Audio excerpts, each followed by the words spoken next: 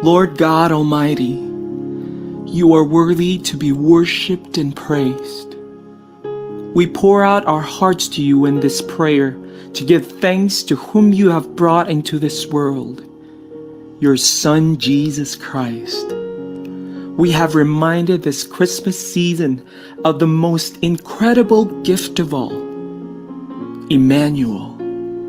God is with us. You took the humble form of a man to be born in a lowly manger, become our Savior, and give us forgiveness of sin and eternal life. This past year has been a crucial year filled with pain, confusion, and loneliness. Many have lost loved ones because of the COVID virus. We pray you would comfort those who are hurting. We are grateful for the hope you have given to us through Jesus Christ, the Lamb of God, who takes away the sins of the world. When we lack wisdom to overcome life's challenges, Lord, Holy Spirit, may you grant us your presence to lead and guide us to your will. We pray this season of giving and hope would be a season of reconciliation and healing from above. Oh Lord, we believe in you and we love you. Come quickly, Lord Jesus, we pray. Amen.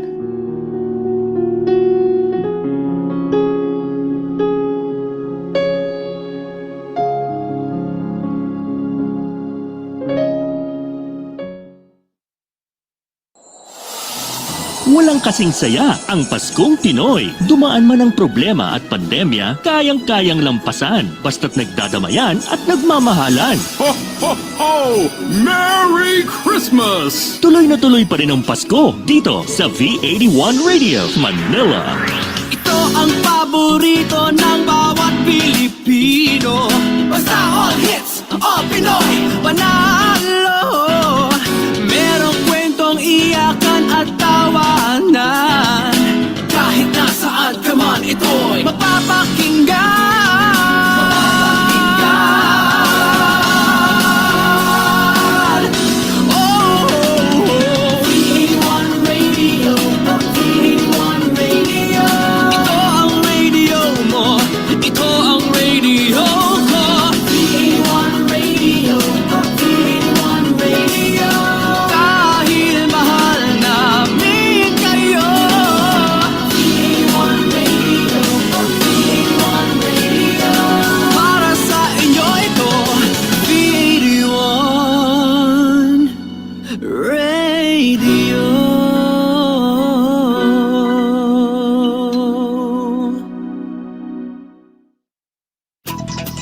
The views and opinions expressed in the following program are those of the program anchors and producers and do not necessarily reflect the policies and position of this station.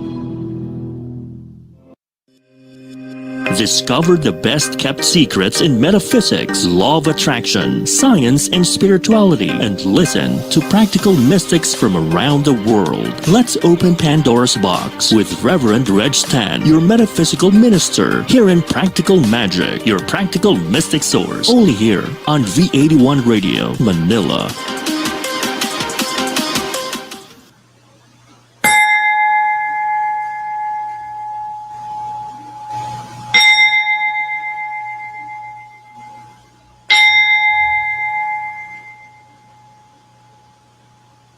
Satnam everyone. My name is Reverend Reg and I'm here again for another episode of Practical Magic. And here we talk about our own life experiences and how our life experiences are actually shaped from our inner world.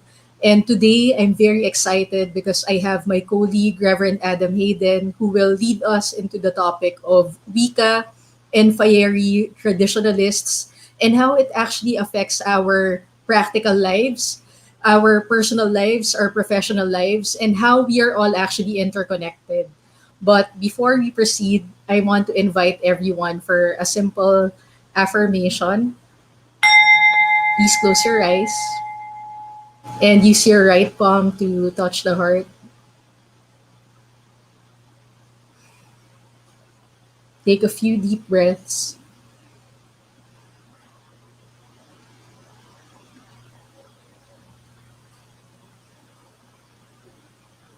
And together, let's affirm my life is filled with magic and miracles. I am that I am. My life is filled with magic and miracles. I am that I am. My life is filled with magic and miracles. I am that I am. And feel that inner smile from your heart.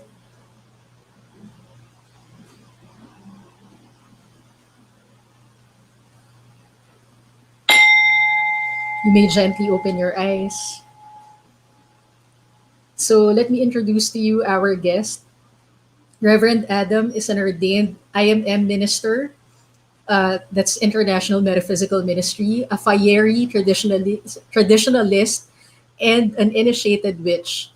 As a psychic and medium, utilizes a wide range of healing modalities, including spiritual coaching, energy, and spell work, tarot, and petitions to the Fayeri to help his clients find their own light, their own truth, and their own relationships with the spirits who have been all but forgotten.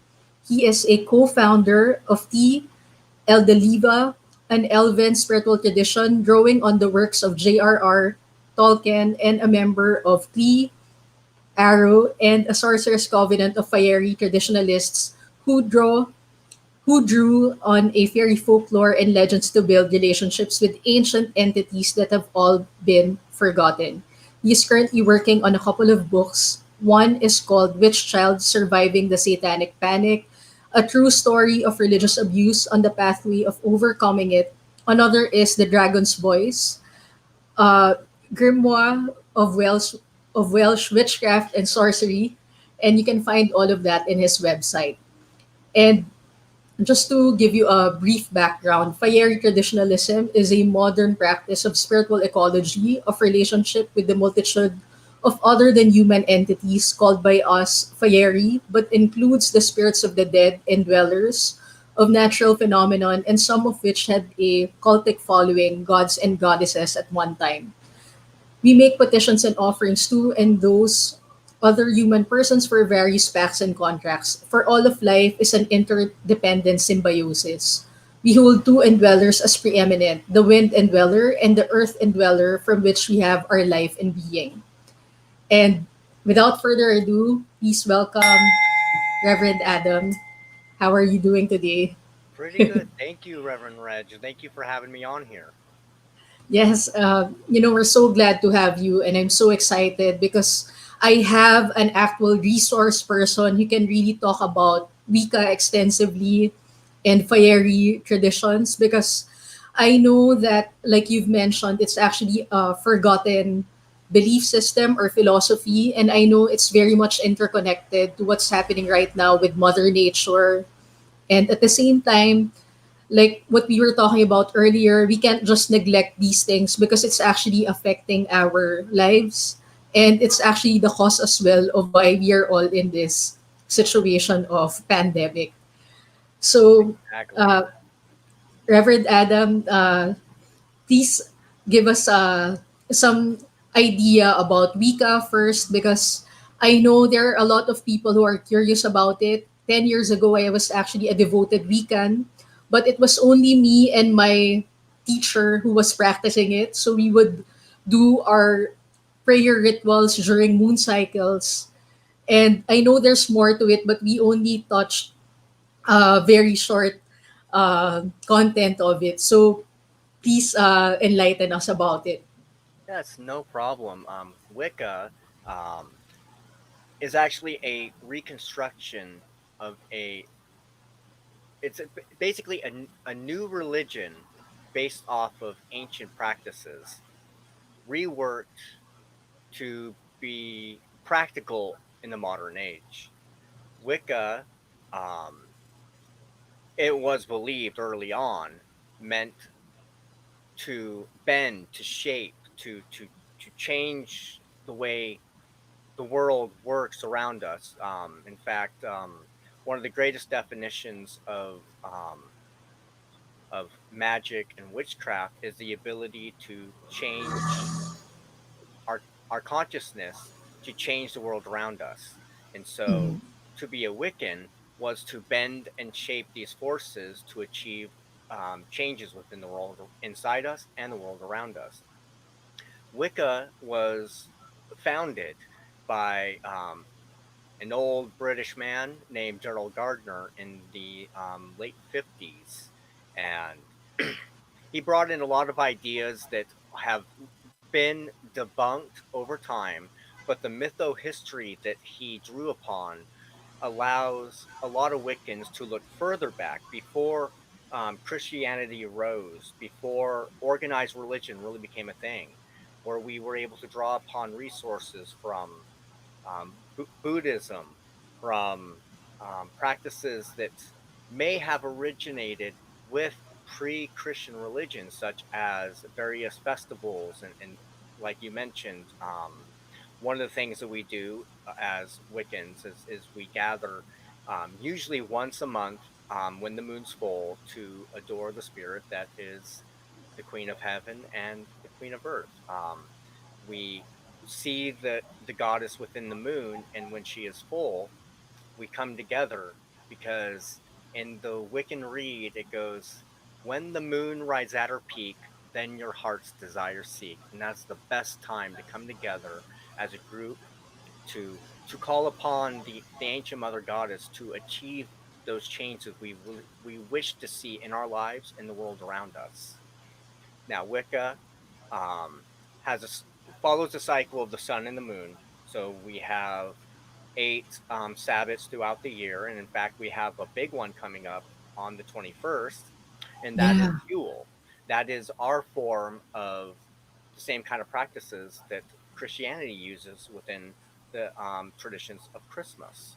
And in fact, Yes. it is believed um, that a lot of the old pagan practices were adopted by the rising Christian church. And now a lot of Wiccans and stuff early on during the 80s and 90s and stuff used to used to actually fight among Christians of a conservative bent and stuff, saying actually these practices that you do now tie in from Norse mythology, from Swedish mythology, and that um, that now in the now that we're past the second millennium of post Christian history, we see more of a unity happening among Wiccans and Christians. We see a change happening, and so other aspects of Wicca is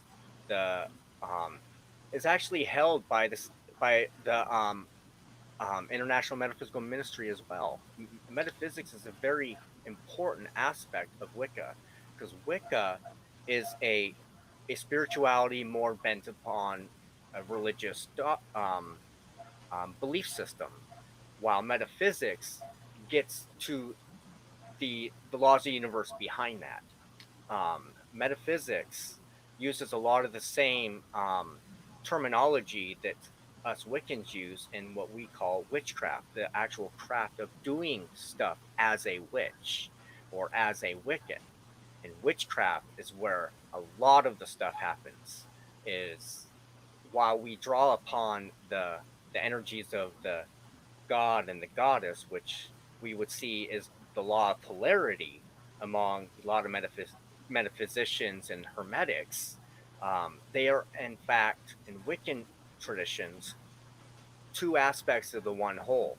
And we know that within what Dr. Masters teaches, in the University of Metaphysics and the University of Sedona and stuff, is that all is mind. Since all is mind, that includes us. We become Yeah. co-creators. And so when we as Wiccans do spell work or rituals, what we are doing is we are drawing on those same principles, but we're also bringing it more down to earth. We bring in the vibrations of stone, of plant, of herb, of the cycle of the seasons. Heck, even with Yule coming up, we have Jupiter and Saturn conjunction, Yes. and Yes. that is some big energies. That is big vibration, and that will work to the benefit of a metaphysician or a witch who knows how to tap in those energies to create conscious change for the better. Yes. Thank you so much for that, Reverend Adam. And you talked about the great change, the great energy that we have actually tomorrow in the Philippines. I'm also doing my own prayer and meditation with my small group. And it's something that I've always believed in because we cannot separate ourselves from the changing cycles of the universe or the planet rather because we are a part of this. Exactly. And I would like you to explain further what to expect tomorrow because one of the things that I want to people to think about Wicca and metaphysics is actually, if you think about it, we have the philosophy here with Wicca and metaphysics, but then in my other organization, which I'm part of, which is the Global Coherence Initiative organization, through heartmath.org, they have the technology to actually back up what we're saying in terms of these energy shifts. And it's so important for me to give people the idea that these things actually reconcile with each other. And I also want to add something to what you mentioned, Reverend Adam, earlier about the Wiccan practices and the Christian practices. They're actually very similar. And in fact, I remember my teacher, my late teacher, Dr. George Sheason, who was actually a New Thought minister here. And one of the things that he constantly mentioned to us when he was still alive is this. Many centuries ago, before Christianity became a big thing the way it is now, it was actually Wicca that was the more uh, it was the more popular spiritual choice of the majority. It just so happened that it became a political decision wherein the Pope at that time had to decide in order to stop the chaos at that time and the warring uh, tribes or groups of people. He was saying that in order to stop the wars, he decided, okay, we're gonna call it Christianity, and you're still going to adopt all the, you're going to take in all the weekend practices. And I think it might add value to what you're saying because it was because of that Pope's decision wherein all the practices in Wicca was adapted by the Christian community, but it was just the branding of Christianity that actually uh, made it seem like it was a new thing, but all the practices were intact. And it's something that I want to share with everyone because another thing that I want to shed light on is to make us all realize that we are all interconnected and we're all speaking the same language. Actually, we all have the same content, although our traditions may be different. But in truth, in essence, we're all trying to get across the same message, especially for tomorrow, Reverend Adam. What do you think is that thing that we have to prepare for? Because Wicca for me is actually very scientific and mathematical, considering the shifting cycles that Wiccan teachers have calculated over time that most scientists and mathematicians have overlooked for a long time. And now it's only coming into our awareness that it's actually similar. So please tell us more about what to expect tomorrow. Well, with the Jupiter Saturn conjunction, we're seeing the energies of the past of Saturn and his golden age according to Greek myth, and yet we're also seeing the energies of Jupiter, who was among the Greeks Zeus. Um, Saturn, also known as Kronos, was well known in Greek mythologies for eating his children, of making sure that there was no change happening from his golden age. And so, with Jupiter and Saturn conjuncting together, we're going to see a big change in all of our institutions. And we've already kind of seen that beginning now, within the last year with the whole pandemic, especially here in the United States, things are getting hectic. And unfortunately, so many psychics and witches that I know, have been talking for decades and stuff about a civil war, of the rising of really looking that we haven't really changed our views on race and sex and religion within the last 50 years. We really haven't. We've slid it underneath the carpet. And now, with the pandemic and with the change of these energies and stuff, we can't hide from it anymore. And so in the United States right now, we see a battle between the old world of thinking and the new world of thinking, and their clash. And so what we're seeing here is that change from the age of Pisces into the age of Aquarius. Now, Piscean energy and stuff was very much the dying and rising god that we see in Wicca, with the child of promise who will be born on Yule. Um, and we see the energies that is the mythos of Jesus Christ. They're basically one and the same thing.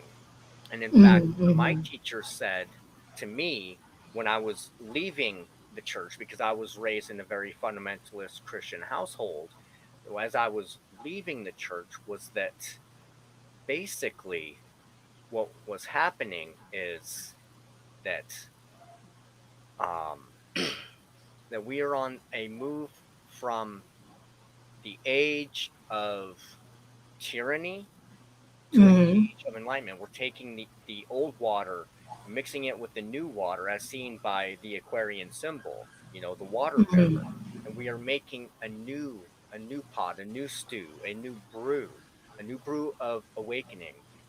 As a Welsh witch, I draw upon the mythology of the cauldron of Caradwen, and within this cauldron was brewed the the brew of inspiration of Awen.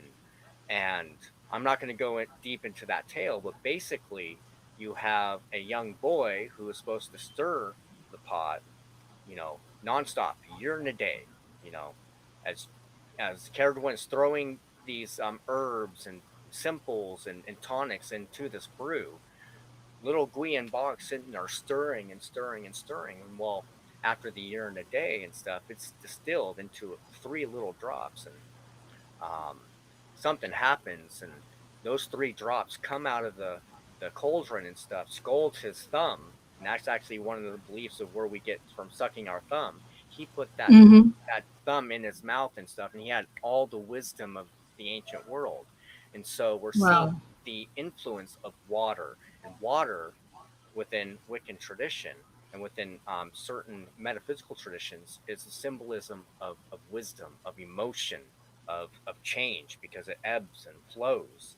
And so tomorrow, within the Yule Jupiter Saturn thing, we are seeing all of our institutions being crumbled down and rebuilt. And so we're, we're going to see within the next couple of weeks some very big things going on across the world. Um, Changes in regimes and leadership and goals for mankind as a species, and how we interact with the world around us. We are going to have a topsy turvy time, but I honestly believe with the change from the old to the new, we're going to see something even greater on the horizon, and that this is merely a doorway, slowly letting the energies of this change happen. And as we were talking earlier, um, when we're bringing the vibrations of the new individually, naturally, through the whole 99th monkey effect and stuff, we're going to see that change hit into a more global level. And eventually, something's going to come to a head, and it may not necessarily be all peaceful. It could be very, very damaging. But in the long term, we are going to see that change into a more healthy, balanced energies between the masculine principles and the feminine principles. And I mean that not necessarily in terms of sex or gender, but within the psychological view of the anima and animus, the active and the intuitive aspects of ourselves. We're going to see that harmony balance between matriarchy and patriarchy, where we're going to change from toxic masculinity into a truly godly force that has harmonized the um, the intuition, the guidance, the nurturing with the protective, the the um, the knowledgeable masculine. And we're going to see some true balance where men and women and transgendered and those of all beliefs and practices will harmonize and will become truly one in spirit, truly united for the common goal of all, and that is to live at peace with the world around us and authentically as ourselves. Yes. Thank you for that, Reverend Adam. I like a couple of things that you mentioned, especially you know me. I've always been outspoken about my preference in terms of uh, sexual preference, and at the same time, one of the reasons why 10 years ago I had a girlfriend and we ended up actually tying the knot by weekend, right? And we were together for a year, and it's something that to me is very uh, it's something that helped me grow a lot, especially understanding that my relationship with my partner at that time and how I am connected to the rest of the universe, they're all in sync. And it's something that made me think how powerful it is, especially when we had that ritual. One of the things that my weekend teacher said, you just don't get into a decision where you're gonna tie the knot with someone and then you're just going to call things off whenever you want. Because in the weekend practice, you have you tie the knot, and then you also have that weekend divorce, as she mentioned to me, so that energetically you're not binded to the person. And it's something that most people actually are not aware of, that when we get into relationships, there's an energy exchange, and one of the reasons why it's not so easy for us to actually just move forward from that relationship is because there's an energy exchange. Somehow there's an attachment, and please tell us more about it, Reverend Adam. Well, first of all, the concept of the Wiccan form of hand fasting is actually something that was really big in For the us to actually what just we move view forward from that. as um, basically in the Celtic areas and stuff. There was very few priests, and now we're talking at the time. Christianity has really just started. Saint Patrick and stuff. It started going over to Ireland. Um, Now, because there was very few priests at that time, little communities and stuff had to have something to bond them together and hope within a year and a day that a priest would come along to solemnize their union. And so they had a tradition of hand fasting, where you're neither free nor bound for a year and a day, or until that priest shows up to give it a go. And in fact, even the Norse had a better practice, and it was more balanced between the men and the women than in other areas. But yes, for a year and a day, you were hand fasted. You literally had, cords and stuff like that where it was bound around you and your partner's hands, but it was also free and hanging, so that you are not owned by your partner and your partner's not owned by you, but you have come together for this year and a day to to work together, to enrich one another, and to decide, okay, can I spend the rest of my life with this person? And in fact, my first marriage and stuff was a hand fasting. We eventually later on and stuff actually got legally married, but we kept a tradition and stuff that every year and a day we would renew our vows and our hand fasting because that one was more important to us. Um, Yeah. the major reason we got legally married was for the sake of our children and the benefits that comes within the legal realms of marriage. But for us, that was just not really as important as the spiritual binding we had with hand fasting. And like you mentioned, yes, we have a ceremony of hand parting where within that year and a day, or even after, at any time after that year and a day, you can sit there and say, you know, we've had a good run, we've given it a shot, but I've moved on from this, or we are not compatible enough, and it is better for us individually and as a family, because a lot of them will have children. It is for the better of our whole family as a whole to separate and go our own ways in the sense of our individuality. But if you have had children, you are still morally and ethically bound by our practice to do no harm. And to abandon one's family is to cause harm.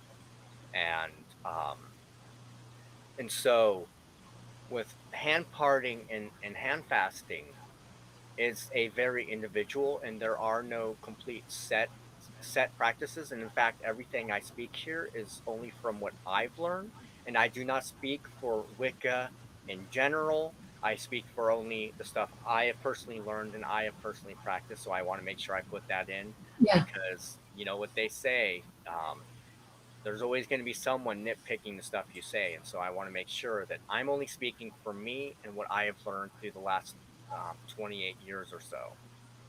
But yes, I also was hand fasted. In fact, right now I am with my third partner. We have been hand fasted for over a year. We're almost going on about 2 years or so, and we actually don't even worry about the legalities of getting officially married because that's not important to us. We don't need to be married to be together. And so Yes. that's the amazing part. And so we renew our vows every year and a day because it reminds us of why we are together in the first place. That we are two Yes. individuals following along the same path, the same goals, and we are, like I said, we are neither free nor bound. I am free to be authentically me, but I also choose to respect my partner because I personally am actually polyamorous. Um, Mm, mm, I believe that you can have many loves and many types of loves. Not all of mm. it sexual or romantic, you know. But we have chosen monogamy because that suits us as a unit. Yeah. So, yes, I love the fact that more people are looking at marriage in a completely different way than the traditional patriarchal view of your partner is property. Um, law marriage is about property and not necessarily about love. You end up spending more in a divorce than you do in the marriage yourself. Yeah. Oh, and so you get trapped in the money cycle. Like most divorces I hear are based off of financial insecurity. And Mm, if mm. that means anything about legality of marriage and stuff, I don't know what does.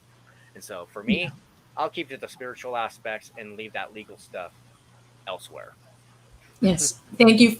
Thank you for that, Reverend Adam. Because personally, for me, especially, first, I want to shine light on what you mentioned earlier that you're only speaking for yourself and your personal practice because it concerns you that someone might be nitpicking on what you just said. And do you mean that in the physical plane or do you mean that in the spiritual realm as well? I mean that in the physical plane. As for the spiritual, um, like we were saying earlier and stuff about, I'd mentioned, about witches or Wiccans are like cats. We may draw on some of the same principles as our uniting factor, but our practices are going to take us left, right, and center and all over the place, and they will be authentic and true for the Yeah. individual, but not necessarily for the whole group at all. Yeah. So Yeah. I can only speak for myself, just like my mentors and teachers can only sit there and speak for themselves, and so I take their wisdom, see what I experience, and then see what works for me. If something doesn't work for me or doesn't jive with what I'm doing, I'll do deep research into it and see, okay, am I missing something? But if it doesn't work for me or doesn't jive with me personally or with my familiar spirits telling me and stuff, I'm just gonna push that aside and say that is not for me. That may be for someone else, and I respect and honor them for that. But it just doesn't work for me, and that's fine. And there should be no, well, witch wars like in the early 90s and stuff. We had a lot of people saying, well, that's not Wicca, and we had people flaming each other. At this time, there was no real internet and stuff. This was people writing letters and stuff to local occult stores, and it just, yeah. So we don't argue about the nitty gritty, or at least I don't, because when we get too trapped up in that, we completely miss life itself. And so why waste your energy and stuff of nitpicking the origin of a term, or the way we construct our circles, or which gods and goddesses and stuff should be worked together or not? Well, do what thou wilt shall be the whole of the law, and that's about the only thing I took from an older person named Elisa Crowley, who was also known as the wickedest man on earth. But that phrase right there says it all. Do what thou wilt shall be the whole of the law. Love is the law. Love under will. So, yeah, like I said, I can only speak for me. I am one cat in a huge herd of cats that are sweeping across the globe. Thank you so much for shining the light on that, Reverend Adam. And we'll actually talk more about hand fasting, relationships, and being authentic, because it's so important, especially right now during this major shift that's gonna happen starting tomorrow. And we'll pause for a short break, and then we'll be back. Stay tuned, everyone. We'll be back shortly. This is Practical Magic, your practical mystic source. Only here on V81 Radio, Manila.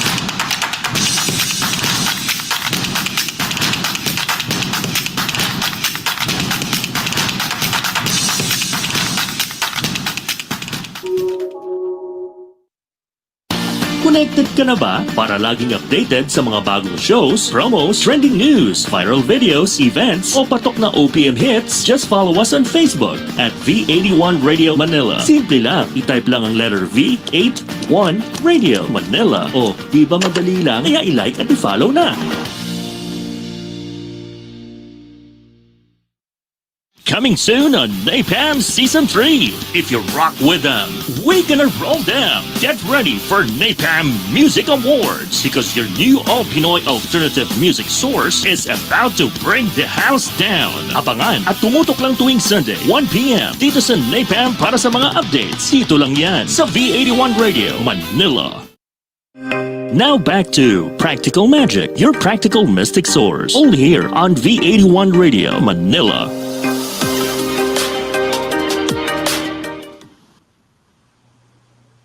Satnam, everyone. My name is Reverend Reg, and I'm your metaphysical host. And I'm here with Reverend Adam Hayden, and we're talking about Wicca, hand fasting, and the relationships that we have.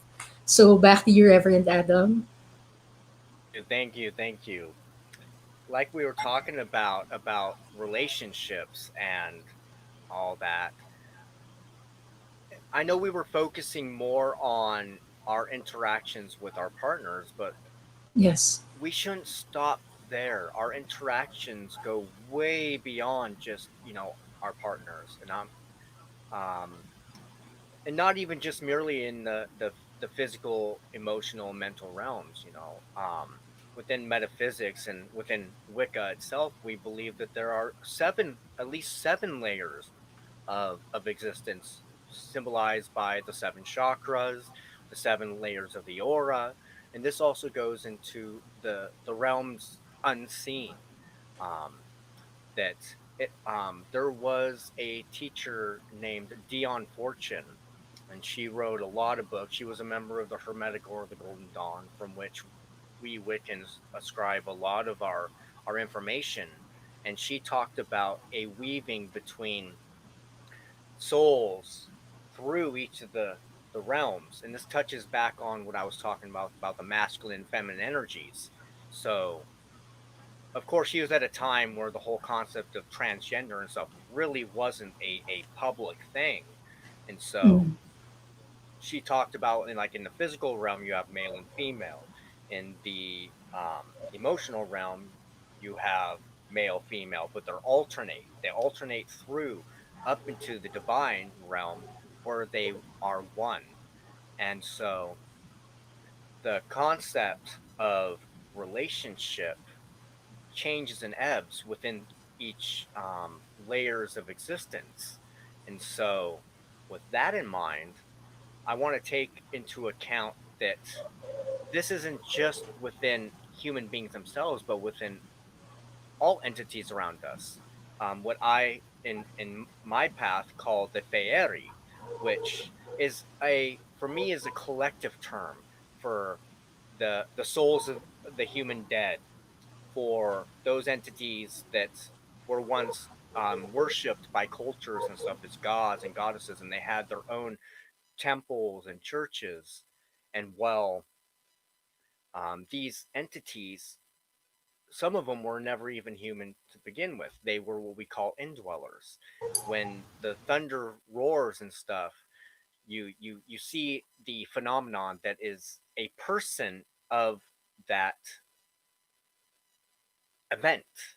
And so that had a personhood that would be given a name. Like among the Norse, it's Thor or Thunar, and he swung his hammer, and that's where thunder and lightning happens. Now that's in the bigger realm. I want to focus more on the world directly around us, like the spirits in the land. The way we interact with them is very much along the same level. Is that um, is that when we make covenants or pacts, like we do with hand fastings and hand partings, our interaction may even become psychically charged through those polarities of male and female. And so there are even tales in folklore of what they call fairy brides and fairy husbands, and they interweave within all the folklore in the Eurasian continents, even down today. Um, we have the relationship standards we even see within Disney, which is just a repackaged, sanitized version of ancient stories that shows our interaction with us, with each other, and with the entities around us. And so when we have these covenants with our partners, we are making certain promises to them and with them. And so this also interacts with the spirits we deal with, or especially what I deal with, what I call my familiar spirits, those entities within my vicinity or within my ancestry, or even gods and goddesses that have made themselves known to me. Some of them I'm just like, where the heck did this person come from? Because I know nothing about this person or this entity. And so you build a relationship with them just like you would build a relationship with your partner. And so this is where the whole fairy traditionalism came into play, is that while we're metaphysics and a lot of Wiccans focus on the oneness, I like to view it in its multiplicity. So instead of worrying about my relationship with the Great Spirit or the God and Goddess, the Lord and Lady that the Wiccans view as, their higher entities, I like to view at the nitty gritty, the local, my ancestors, because they have a vested interest in what I do and how I live.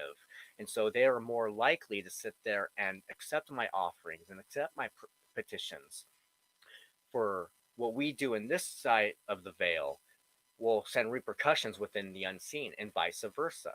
So if I want to cause a needed change within myself or the world around me, I'm going to build a relationship with an entity that can help me from the other side. So I could do my spells and rituals here, but I'm even more empowered with the entities in the unseen who can move energy and move through interdependent communication on the other side to kind of spearhead these changes that I want to see in my existence. And it's very much what happens when we have a romantic or sexual relationship with partner or partners, because they're individuals. They are individuals. And so when we look at that, we realize that we need to come back down to earth. Something that we talked about briefly and stuff was that a lot of metaphysicians and psychics and witches and stuff seem to wrap up into transcendentalism, where they tune out the physical world to seek source. And there's nothing wrong with that. Don't get me wrong. That is like a big part of my own practice. Um, Metaphysics and stuff have helped me shape myself as a psychic. And it wasn't until recently that I actually embraced that term, because I'm not psychic, not in the sense that most people think.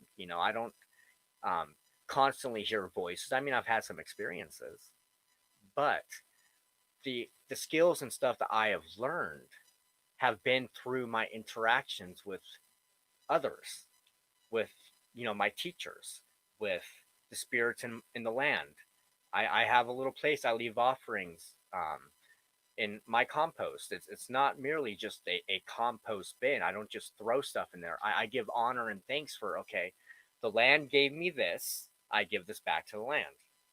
And while doing such, I've built that relationship, just like I build a relationship with my partner. I understand her love language. And so you've got to learn to understand that love language with anyone and anything you encounter. You got to bring yourself back to here. And I believe almost in a way that you can hand fast with other than human entities in a way.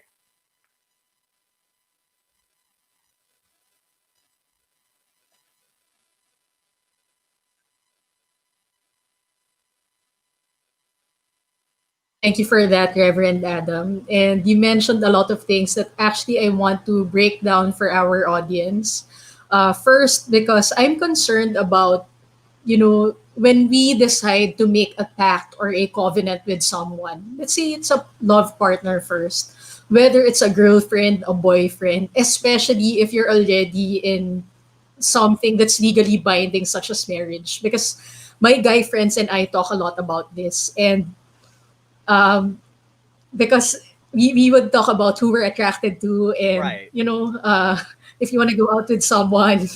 And I always say to my friends that I'd rather be downright honest. If I don't like the person anymore, I'm really the type to just say, I don't.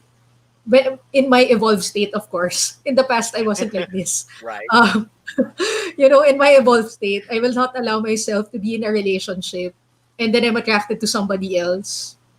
I would just definitely call things off, because one of the things that I love about Wicca is that, especially we talk about spells, and in our metaphysical practice, when we talk about the power of words, actually, whatever it is that you say with your words, it's binding, like what you've mentioned, Reverend Adam. Mhm. It's already, like Charles Fillmore was saying, words are formative, but not all are creative.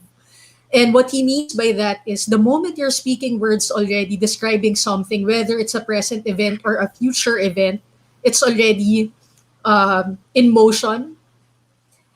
And that's the reason why I encourage everyone to, when you're in a relationship, especially if you want to succeed next year in your business or in your career, one of the things that you want to make sure is if you decide to be with someone committed, make sure that you keep it because it will affect other areas of your life. And you know that, Reverend Adam, Yes. that when we decide to be with someone, whether it's a boyfriend, a girlfriend, and then you're not very authentic, you're not very honest about how you feel in the relationship because you feel that you're gonna hurt the person by being honest, that you're attracted to somebody else. Just be honest because even if it's difficult to say in the beginning, it's still so the karmic obligation that you have is so much lighter than not telling your partner right now about your emotions. It's gonna have a ripple effect in other areas of your life. And I'm sure Reverend Adam has a lot of things to say about it. And please expound on it, Reverend Adam. Yes, very, very much about being authentic within oneself and within one's interactions. And in fact, I want to touch more on what you mentioned about verbal power, the vibrations that come with our words. One of the one of the first books I read growing up that really touched home and actually opened the world of metaphysics to me was a lovely book series by Neil Donald Walsh, Conversations with God. And he Yes. and what's mentioned in there is that things are made to be by a paradigm of three: thought, word, action. You have the primary thought, and then any succeeding thoughts from that. Um, Words make it more real, followed by action. And you can look at relationships the same way. You have a thought. Okay, I really like this person. You tell that person, and then you act on it.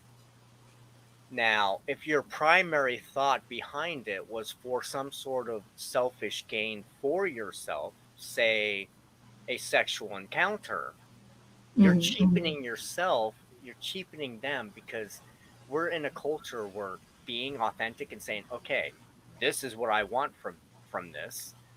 What are you willing to give in return?" type thing. If you're not authentic and stuff, you're going to hurt them. And Yeah. primary law in Wicca is, "And ye harm none, do what you will," and that includes yourself as well. And so, if you're not being authentic with yourself, with your partner, or with those that you interact with, you're doing harm. And all that's going to do is bring you down, bring your vibration down, bring the vibration down of your interactions with others. And you're going to be miserable. And it's like you said, it's going to affect everything from your business Yes. to Yes. even just going to the store every day. And it's troublesome enough as it is with this pandemic and stuff. But if you're not being authentically you and stuff, you're just going to be in a world of hurt because thoughts, words, and actions are the way that we interact in this world and in worlds that we may not be able to see but are just as real, just as real. Yes. Yes. Thank you for saying that, Reverend Adam, because every now and then I would chat with my guy friends, especially around the globe. And there are times as well, I understand it's not easy to be in a relationship with someone, especially if you have to live in the same house with someone. I mean, I have so much respect for people who are actually able to do it. I mean, as much as you love the person, of course, there are things in your day-to-day interaction with each other that's gonna wear you out. And it's normal. And that's why it takes a lot of energy to be with someone. And That's why you have to make sure that even if you think it's something as simple as a boyfriend and a girlfriend thing, quote unquote, as people would say it, that you think it's not legally binding, there is an energetic effect, whether it's something that's going to be more pleasant for you, depending on how both of you are interacting with each other. And at the same time, it can also lead to,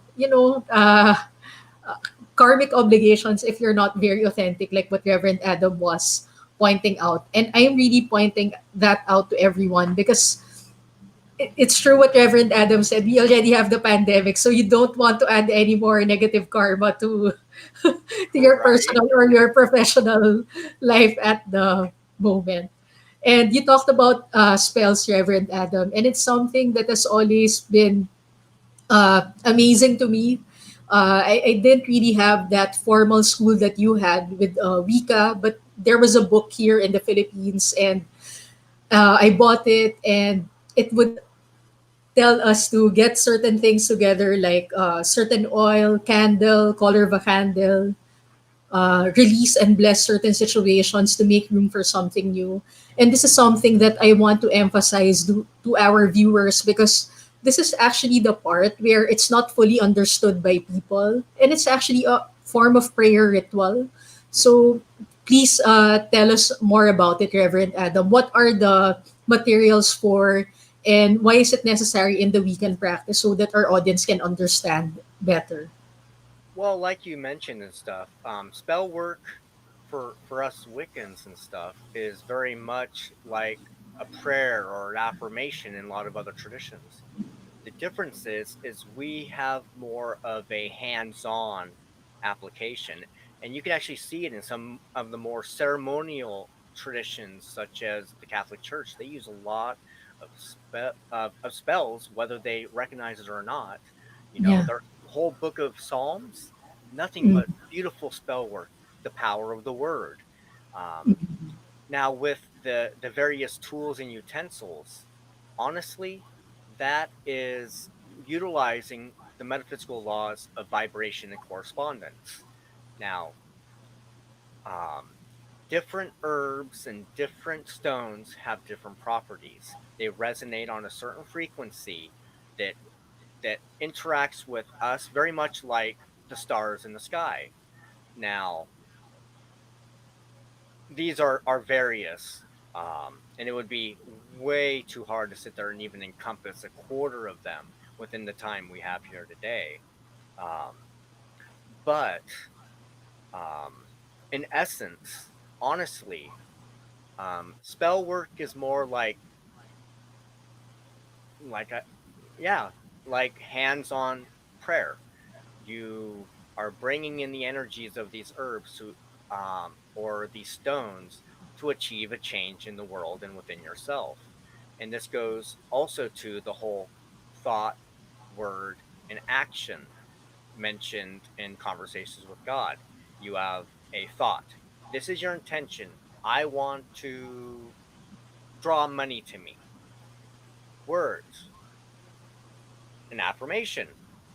Mm. I vibrate in harmony with prosperity. Mhm, mhm, Action. You start living according to that. And if you don't like something that you're dealing with in your life, what's the best way to mhm, change your habit? Go backwards. Act as if you are changing. Say that you are changing, and you will change your thought. And so, mhm, spell work mhm, is very much like that. We have intention, we have what we want to do through spoken word, through the vibration, and then we do it.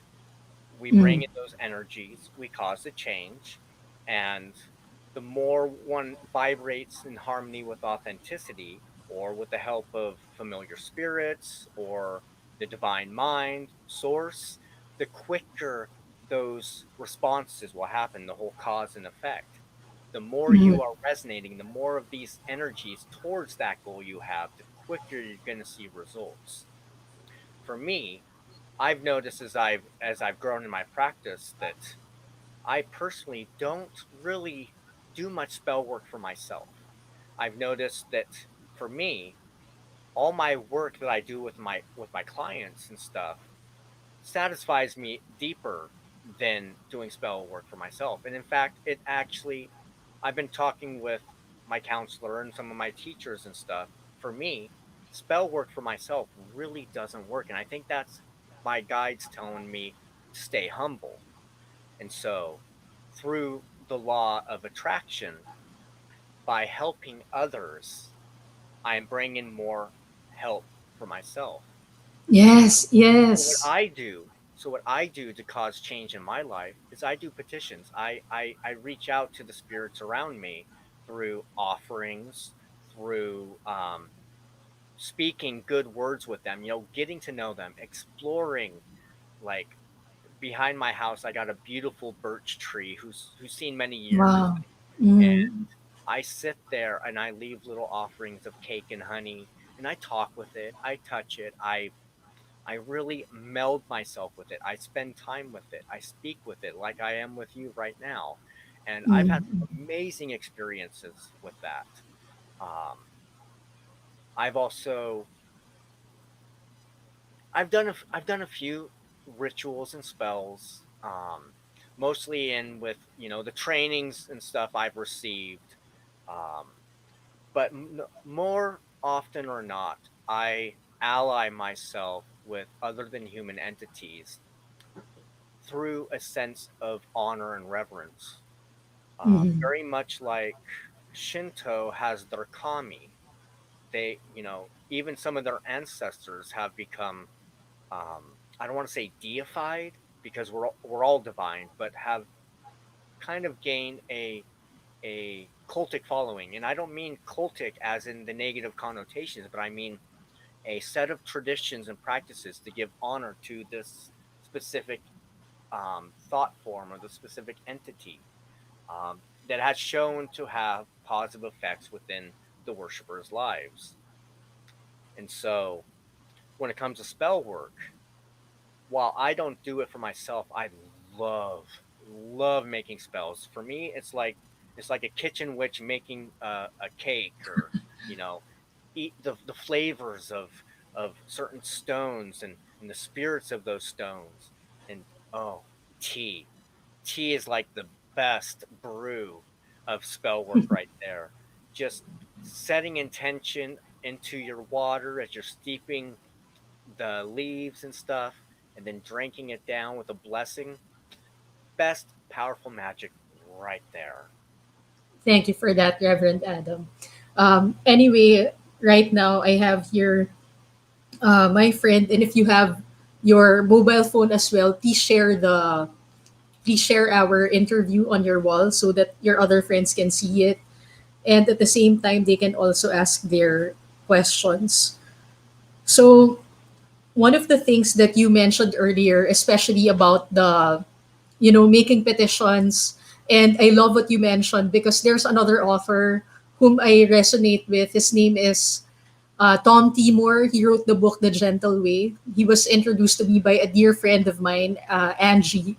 And the reason why I'm sharing it is because in his prayer petitions, he would say, I ask any and all beings to assist and comfort anyone that I've ever harmed, either physically, mentally, morally, spiritually, or emotionally in any past, present, or future life. And I ask any and all beings to assist and comfort the families and friends of anyone I have ever harmed in any way in any past, present, or future life. Thank you. So, given those set of prayers that I learned from Tom Timor, I want to ask you because you also mentioned that instead of going to the Lord or Lady, as other people would like to refer to the cosmos or the higher power, you would prefer to make petitions with your ancestors, and because you see that they're a lot closer to your divine purpose. Did I get that right? Hmm.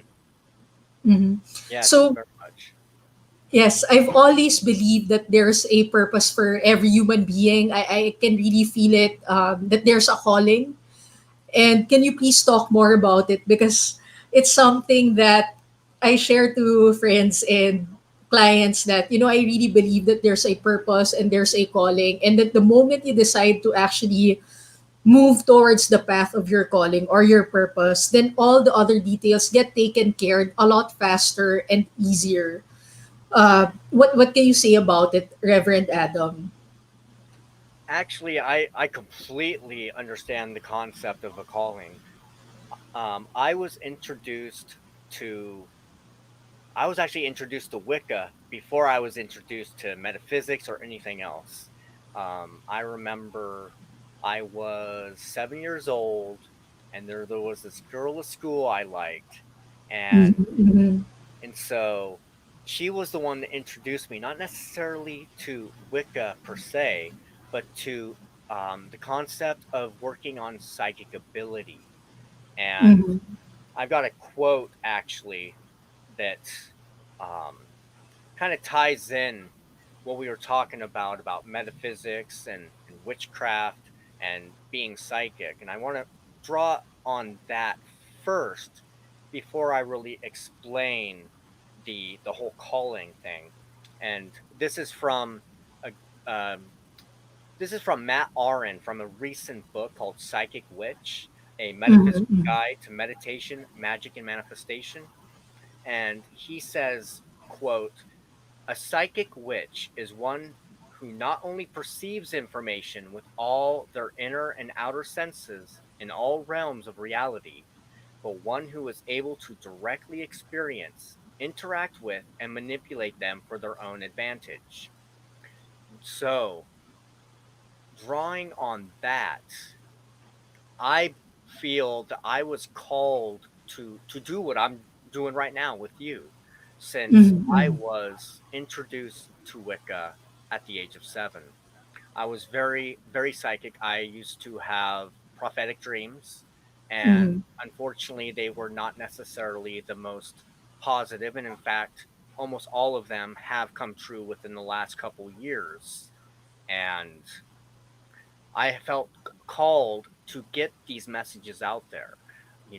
I saw war and bloodshed, and I don't know how much of that was me being psychic or how much was the indoctrination of the concept of the end times from a literal Mm-hmm. Christian perspective.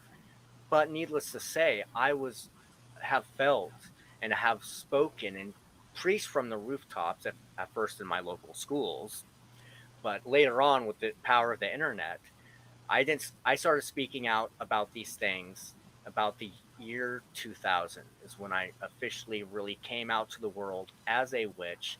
I pretty much turned my back on my Christian upbringing, and I fully embraced my psychic self. Of course, at that time, I didn't call myself psychic because I couldn't sit there and do what half the people in the movies could do, or you know, but the thing is it was Matt Aron and reading his book and stuff that helped me to embrace that.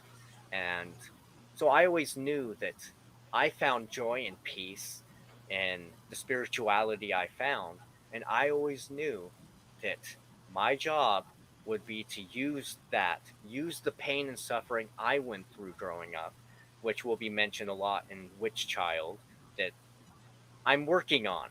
I've been working on this for a while. I don't know when it'll be published or if it will actually get to be published. But being a survivor of the end part of the Satanic Panic, I knew that I needed to get this stuff out there because a lot of people were hurting. And a lot of people would be hurting.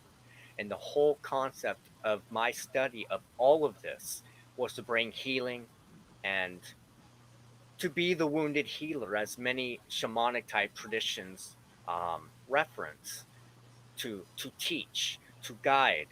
And I thought for the longest time that it would be as an author, but Mm-hmm.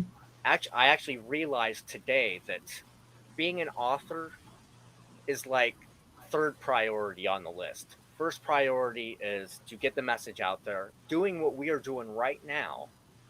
Two, to focus my whole life on giving back to the community that honestly saved me. Honestly saved me from Mm-hmm. so much pain and suffering. And the thing is, everyone has a calling.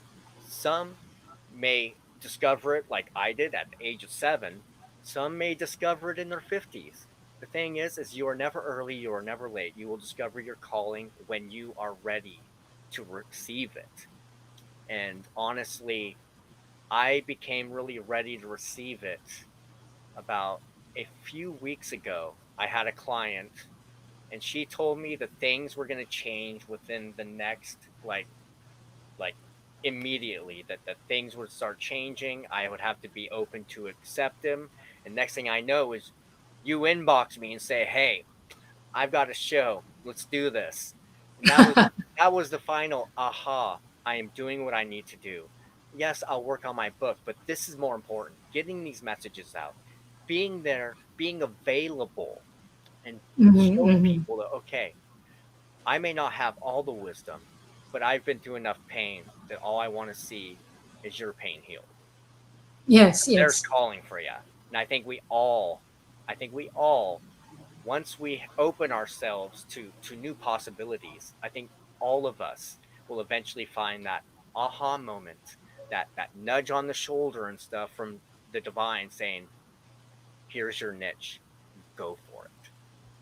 Thank you for that, Reverend Adam. And I'm very grateful that you actually talked about a lot of the ways where people can actually apply Wicca. And one of the things that I want to emphasize here is the spells that you mentioned, which is actually just another term for saying that you're praying for something, gathering the energies that are necessary to shine the light, give the most benevolent outcome to whatever particular concern that we have. Because I want more people to realize that actually we are more connected than we think, that we are separated from each other. And it's this illusion of separation that's causing a lot of problems in the world. And it's so important for us to know these things because, especially, we live in both the spiritual realm and the material realm, which we have to balance uh, out in order for us to live truly joyful and fulfilled lives. Because I don't think anyone is ever really happy or joyful if you're just living from one aspect of your life.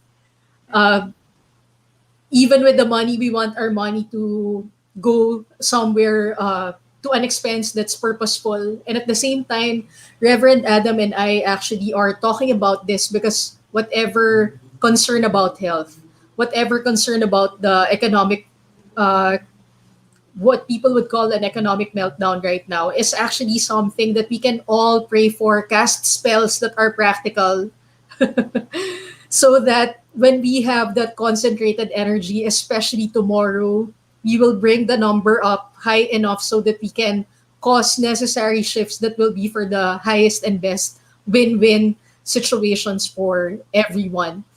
And uh, before we uh, end the show, Reverend Adam, I just want to ask for three practical tips from you. What is to you three practical magic tips that you can share to our viewers in order for them to practice Wicca in their own small way in their day to day lives? So, tip one: read, read, read. There are so many resources out there. There are so many awesome authors now that weren't available when I was growing up. There are amazing organizations.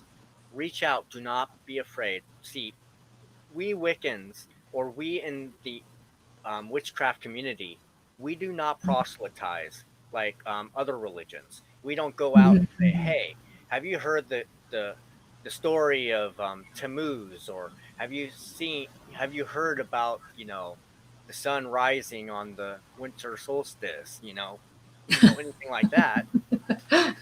Usually, like for me, my students and clients and stuff find me, uh, Mhm, mhm. and so that's one. Read a lot. Look at organizations. Two, look within.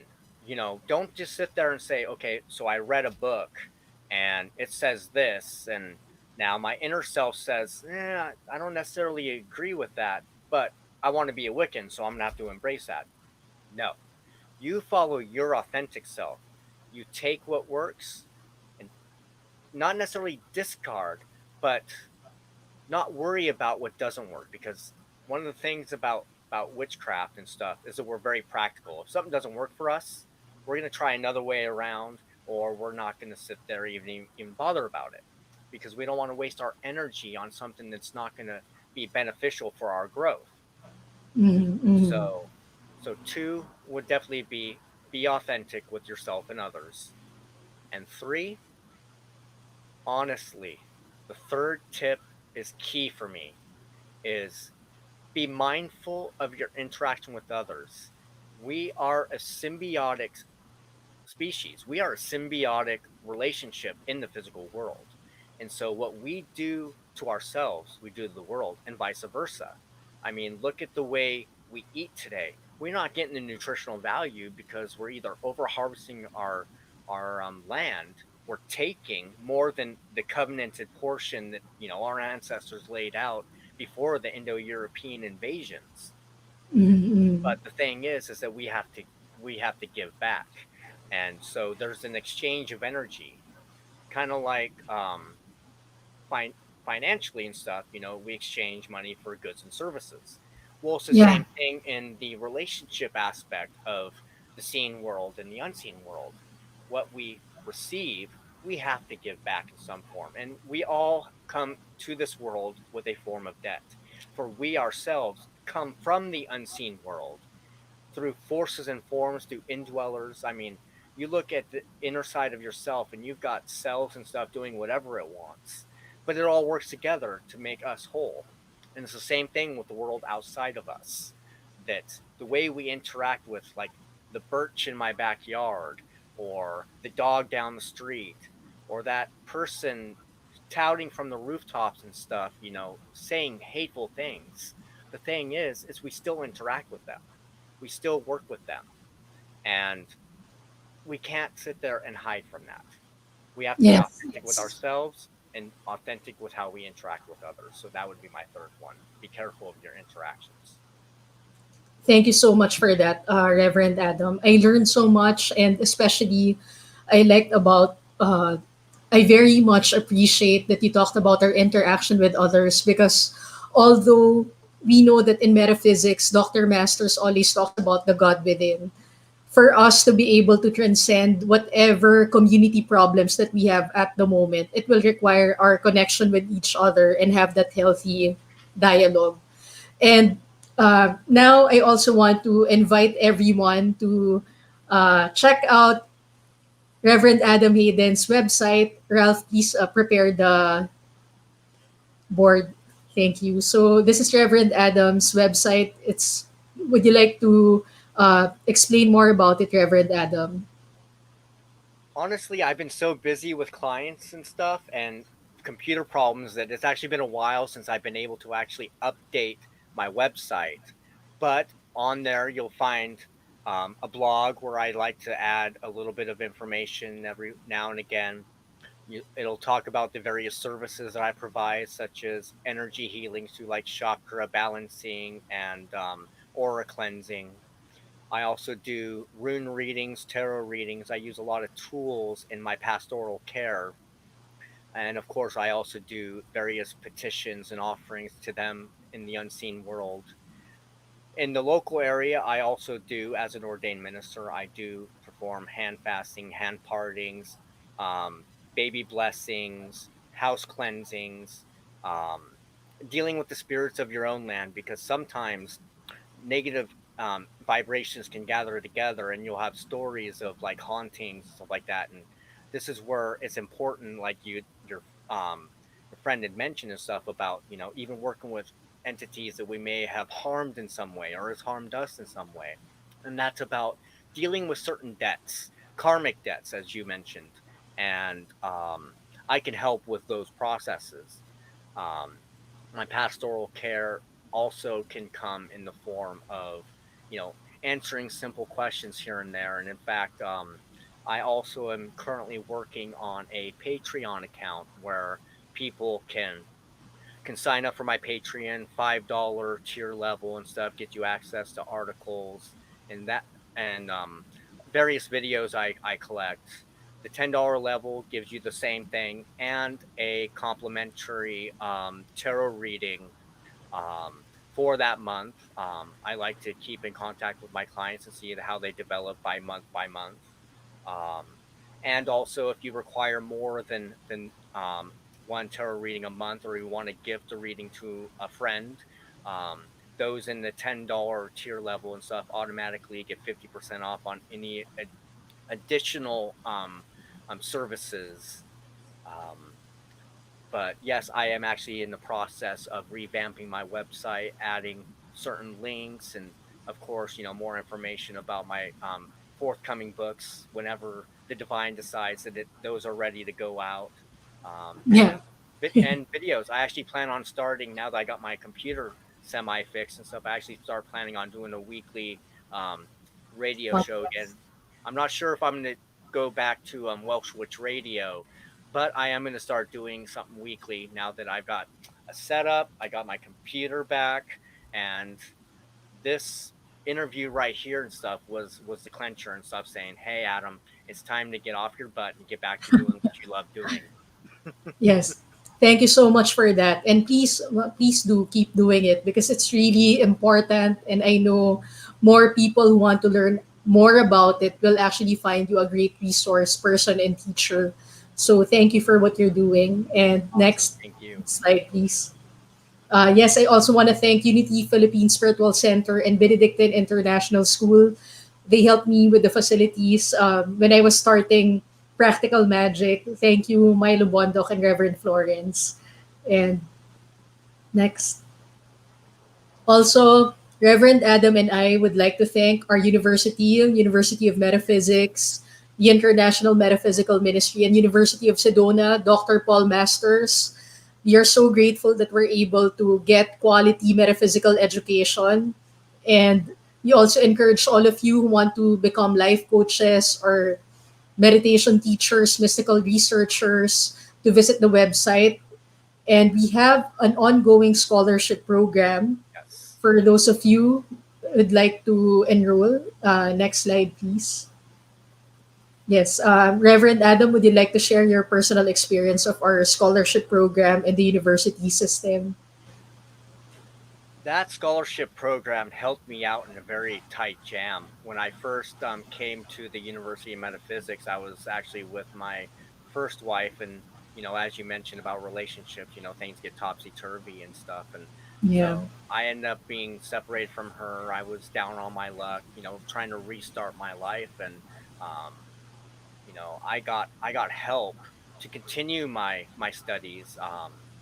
In fact, I'm currently working through. I've already finished the bachelor's. I am currently working through the master's, and if it wasn't for the scholarship program and stuff, so many people wouldn't have access to this wisdom and knowledge that Dr. Masters had shared with us while he was still on this side of the veil, and I will be forever indebted, and I know many other people are too. And so, I really wish that more people would make sure that if you've got that extra little bit of money in your pocket and stuff, go ahead and give. It is so well worth it. And I've met so many wonderful people through the University of Metaphysics, through the IMM, and it was one of the best things I ever did with my life. Thank you for that, Reverend Adam. And hello to everyone in IMM. Yes. Next, please. And of course, I want to thank Dr. Anita Caprice, Dr. Diana Vihuni, Dr. Cindy Palos, Anthony Benton Brown, Dr. Yolanda Dukes, Jennifer Hill, Dr. Stephen Cosmaina, and Tenny Cosmaina, Kathleen Riley of Heart Math Institute. And at the same time, I want to thank um, my friend who was just here last week. She talked about our marketing, Tina Brinkley Potts. It was an amazing interview. I learned so much. And is there anything else that you'd like to mention, Reverend Adam? No, I think we covered quite a bit. I know that there was a lot of other things we were gonna get to and stuff, but I think that Spirit had something else in mind, and I think that this was one of the best interviews I have ever been a part of, and Wow. I would love to come back at some point, and we can go even Yeah, more of course. mysteries. Yes, Yes, thank you for that, Reverend Adam. Of course, I'd love to have you again on the show. And I want to thank our staff, Ralph, Dean, yes, Dax, Abby, Jason, this show is working very, very well because of you and our viewers as well. Thank you so much for the inspiration that you bring to us.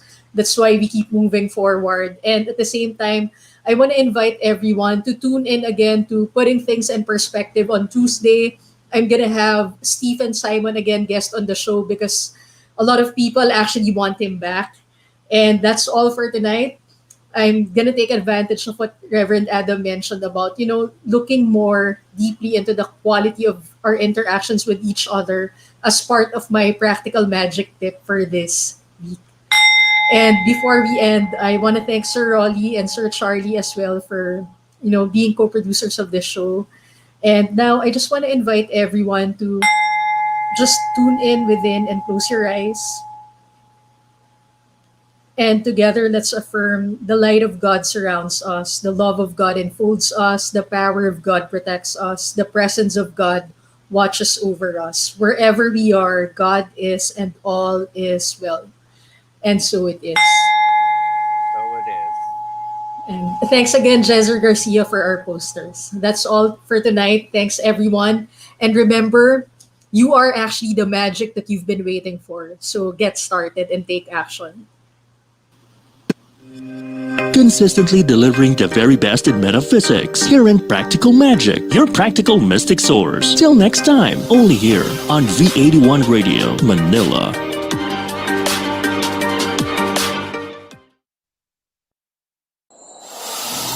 Walang kasing saya ang Paskong Pinoy. Dumaan man ang problema at pandemya, kayang-kayang lampasan. Basta't nagdadamayan at nagmamahalan. Ho, ho, ho!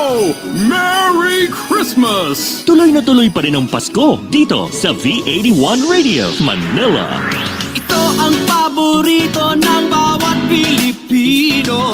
Basta all hits, all Pinoy, panalo. Merong kwentong iyakan at tawanan. Kahit nasaan ka man, ito'y mapapakinggan.